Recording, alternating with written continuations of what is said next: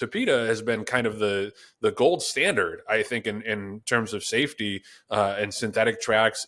There were a lot of different synthetic tracks early on in the synthetic revolution, and they kind of assumed control. They seemed like they had the safest track record, and also they had the most consistent in terms of horses running what they should be able to run. It wasn't the chaos that we saw from Polytrack back in the day. So this is surprising to me, John. And I don't know whether it's just a one-off thing. I do want to give a shout out to them for not taking any chances.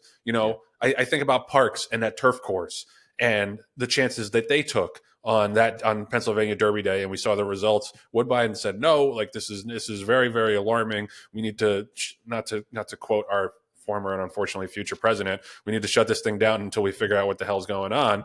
So that was a good move on their part, I think, and hopefully they can get everything sorted. But John, you're close with Mark Cassidy. He trains a lot of horses up there. What are you hearing about the Woodbine situation?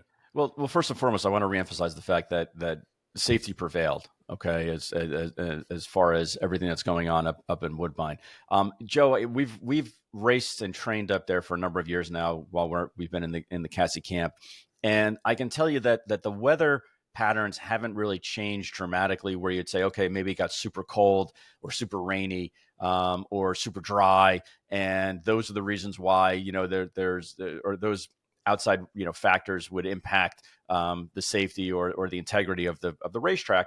But I think out of an abundance of caution, they went ahead and shut everything down. Ironically enough, of course, we were in one of those two races on Saturday that had to be canceled. But that's neither here nor there.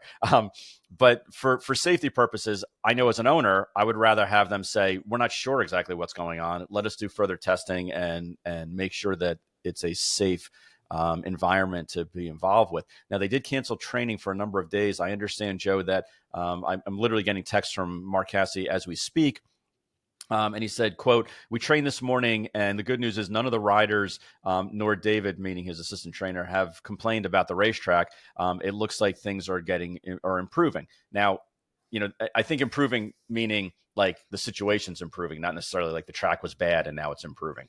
But that was the gold standard as far as racetracks and safety and basically ushering in this new era of making sure that there's added safety and security on the racetrack for these horses. But it's a conundrum. It's got a lot of people scratching their heads. I know they are flying in experts or have flown in experts to actually walk the track itself